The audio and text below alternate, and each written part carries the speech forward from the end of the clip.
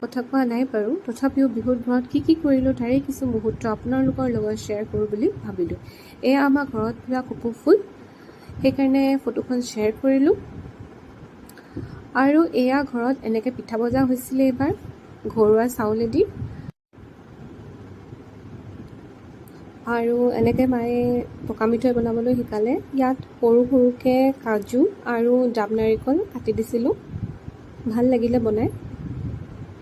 কেনেকুৱা হৈছে জনাবচোন, মায়ে বৰ ধুনীয়াকৈ শিকাই দিছিলে। আৰু এয়া বৰা চাউলৰ নাৰিকলৰ পিঠা বনাইছিলোঁ, প্ৰথমবাৰ বনাইছোঁ। মায়ে প্ৰথমতে কেইটামান শিকাই দিলে বাৰু, তাৰপিছত মই নিজে চেষ্টা কৰিলোঁ। কেনেকুৱা হৈছে এবাৰ জনাবচোন।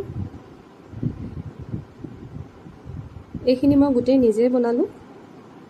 কেনেকুৱা হৈছে, পাৰিছেনে নাই এবাৰ কমেণ্টত নিশ্চয় জনাব।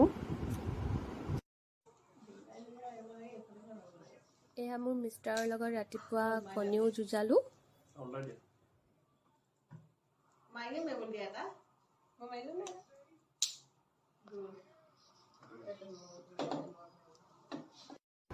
কপৌখিনি যে ইমান ধুনীয়াকৈ ফুলিছে, সেইকাৰণে বাৰে বাৰে ভিডিঅ'ত আপোনালোকক দেখাই আছোঁ। আৰু এইবাৰ গৰু বিহুৰ দিনা জেতুকাও লগালোঁ। আৰু এয়া চাওক, ঘৰত এটা সৰু বিহু হুঁচৰি দল আহিছিলে, ভাল লাগিলে, সকলোৱে মিলিজুলি চালোঁ।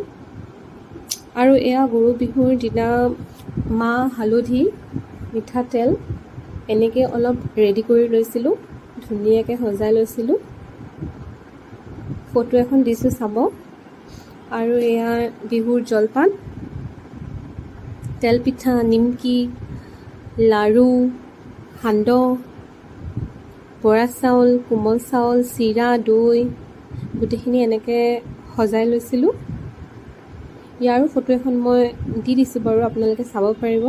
আৰু যদি ভাল লাগে তেতিয়াহ'লে কমেণ্টত জনাবলৈ নাপাহৰিব।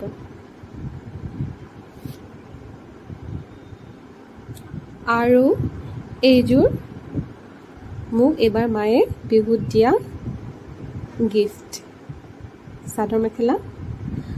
মই এইযোৰ ঢোলবিৰি আৰু গামখাৰুৰ লগত পিন্ধিছিলোঁ। আৰু এয়া মায়ে গামখাৰুযোৰ পিন্ধাই দিছে। আৰু এয়া মই ফটো উঠিবলৈ ৰেডি। কাপোৰযোৰ কেনেকুৱা লাগিছে জনাবচোন।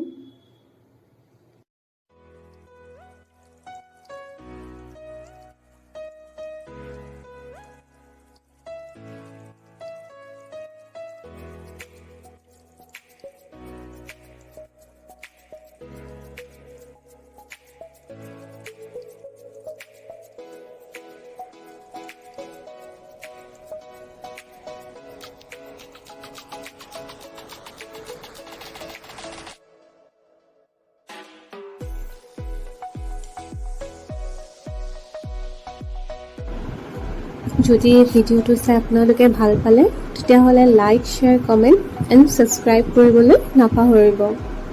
Thank U.